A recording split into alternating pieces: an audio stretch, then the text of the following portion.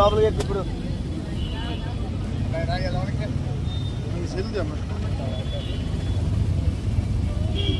వర్ధిల్లాలి కన్నా లక్ష్మీనారాయణ గారి నాయకత్వం, వర్ధిల్లాలి తెలుగుదేశం పార్టీ.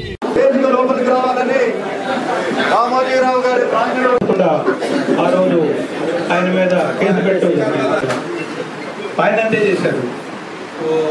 నరేంద్ర గారు అయితే ఘోరం.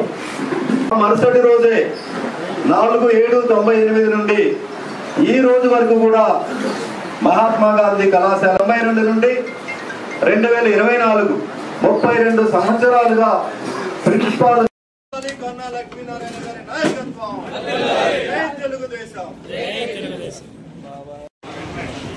పెద్దలు, తెలుగుదేశం పార్టీ లీగల్ సెల్ అధ్యక్షుడు పెద్దలు పోసాని వెంకటేశ్వర గారు, సోదరులు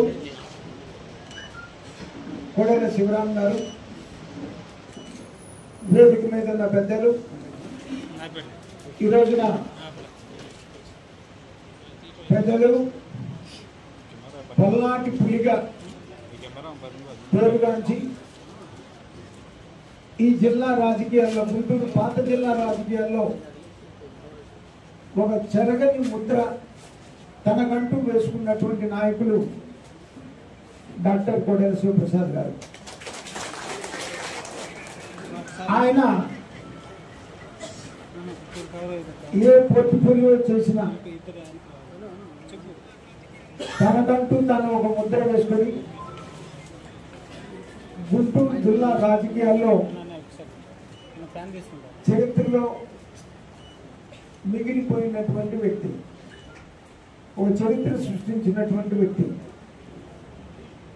మరి అటువంటి ప్రజానాయకుడు నిరంతరం అభివృద్ధి గురించి ఆలోచన చేసి నిజంగా ప్రజల అవసరాలకి ఏదైతే కావాలో అవి చేయటానికి మరి ప్రయత్నం చేసి పూర్తి చేసినటువంటి, సాధించినటువంటి నాయకుడు. రాజకీయాల్లో నాకు తెలుసు, ఒక అభివృద్ధి కార్యక్రమం చేయాలి అని అంటే నాయకుడికి ఎంతో పట్టుదల ఉండాలి. మామూలుగా అభివృద్ధి కార్యక్రమాలు వాటంతటా అవి జరుగుతాయి అనుకోవటం అనేటువంటిది తప్పు. అభివృద్ధి చేయాలి అనేటువంటి మనస్సు నాయకుడికి ఉండాలి. అప్పుడే ఆ ప్రాంతానికి అభివృద్ధి జరగడానికి అవకాశం ఉంటుంది. లేకపోతే చాలా మంది ప్రజానాయకులు ఎన్నిక అవుతారు, సమయం గడిచిపోతుంది 5 సంవత్సరాలు, కానీ అభివృద్ధి అంటే ఏంటో తెలియనటువంటి విధంగా ఉంటుంది. అలా కాదు. మరి శివప్రసాద్ గారు ఎన్నికైన క్షణం నుంచి కూడా ఎక్కడున్నా, నర్సరాపేటలో ఉన్నా, సత్తెనపల్లిలో ఉన్నా అభివృద్ధి లక్ష్యంగా పనిచేసి తను నమ్ముకున్నటువంటి కార్యకర్తలకి అండగా ఉండి ఒక మంచి ప్రజానాయకుడిగా మరి పేరు పొందినటువంటి నాయకుడు కోడెల శివప్రసాద్ గారు.